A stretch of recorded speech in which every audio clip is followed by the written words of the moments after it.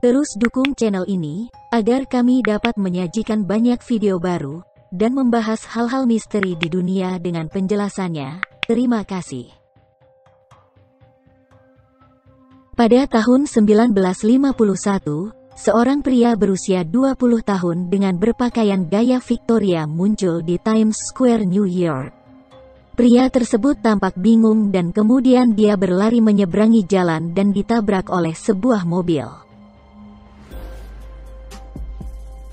Menurut para saksi, orang tersebut terlihat aneh, dengan setelan pakaiannya yang terlihat berbeda di zamannya.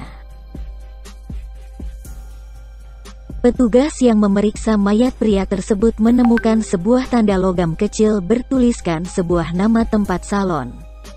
Investigasi pun dilakukan dengan mencari identitas pria tersebut dan menanyakan penemuan logam kecil itu ke semua warga kota. Namun mereka tidak mengetahui dari mana logam kecil itu berasal.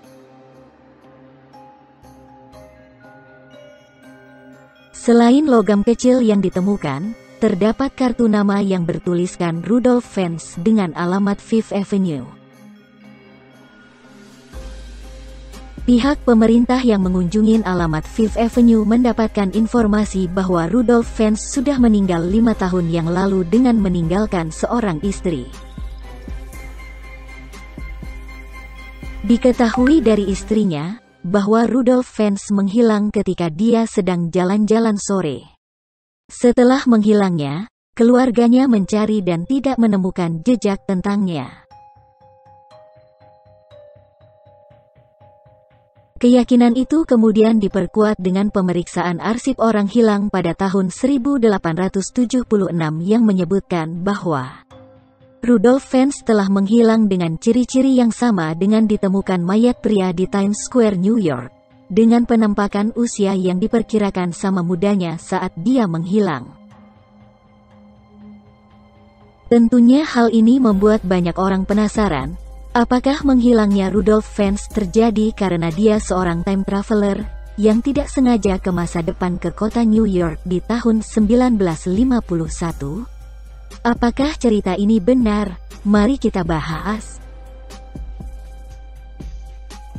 Sebuah majalah Spanyol, Masalah, pernah menerbitkan cerita ini sebagai sebuah fakta, yang kemudian diteliti oleh Chris Aubeck, seorang peneliti cerita rakyat yang mengatakan bahwa cerita Rudolph Fence merupakan sebuah cerita fiksi.